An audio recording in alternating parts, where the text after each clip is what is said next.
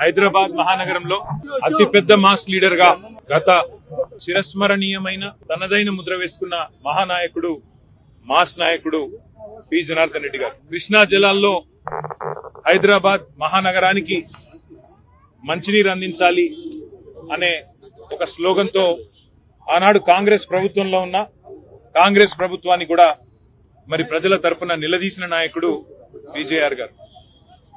తెలంగాణకు ఇవాళ రాష్ట్రం వచ్చిన తర్వాత కేసీఆర్ గారి నాయకత్వంలో జరిగిన అభివృద్ధి, సంక్షేమం ఇవన్నీ కూడా పీజేఆర్ గారు కనుక మన మధ్యన ఉండింటే నిజంగా ఆయన గుండె కూడా ఆనందంతో పులకించిపోయి ఉంటుందని నేనైతే అనుకుంటా ఉన్నాను. ఇవాళ ఆయన వారసత్వాన్ని, ఆయన ఆశయాలను మా తమ్ముడు మాజీ శాసనసభ్యుడు, ఆయన సుపుత్రుడు విష్ణువర్ధన్ రెడ్డి గారు ఒకవైపు పెద్దమ్మ దేవాలయాన్ని నిష్టగా పీజేఆర్ ఆలోచనకు అనుగుణంగా మరి సాంప్రదాయ పద్ధతుల్లో భక్తుల మనోభావాలకు అనుగుణంగా ముందుకు తీసుకుపోవడంతో పాటుగా హైదరాబాద్ మహానగర అభివృద్ధిలో, హైదరాబాద్ నగర ప్రజల సంక్షేమంలో తనదైన పాత్ర పోషిస్తూ మరి వాళ్ళ కేసీఆర్ గారి నాయకత్వంలో విష్ణువర్ధన్ రెడ్డి గారు పీజేఆర్ గారి ఆశయాలను ముందుకు తీసుకొని పోతా ఉన్నారు.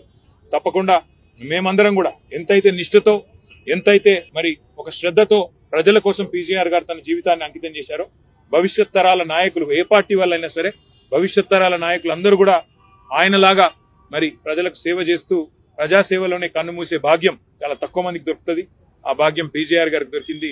భవిష్యత్తులో ఆయన ఆశయాలను మేమందరం కూడా కొనసాగిస్తూ హైదరాబాద్ నగరాభివృద్ధికి, తెలంగాణ ప్రజల సంక్షేమానికి కట్టుబడి పనిచేస్తామని తెలియజేస్తూ వారి ఆత్మ శాంతించాలని ఈ 18వ వర్ధంతి సందర్భంగా ఇంత ఘనంగా ఏర్పాట్లు చేసిన వారి తనయుడు, మరి నిజంగా చెప్పాలంటే ఏ తండ్రికైనా ఒక కొడుకు ఇచ్చే ట్రిబ్యూట్, ఒక సంతానం ఇచ్చే ట్రిబ్యూట్ ఏంటంటే వారి ఆశయాలను వారు మరణించిన ఇంతకాలం తర్వాత కూడా కొనసాగించడం. ఆ విధంగా విష్ణువర్ధన్ రెడ్డి గారు ముందుకు తీసుకెళ్తున్నందుకు వారికి నా అభినందనలు.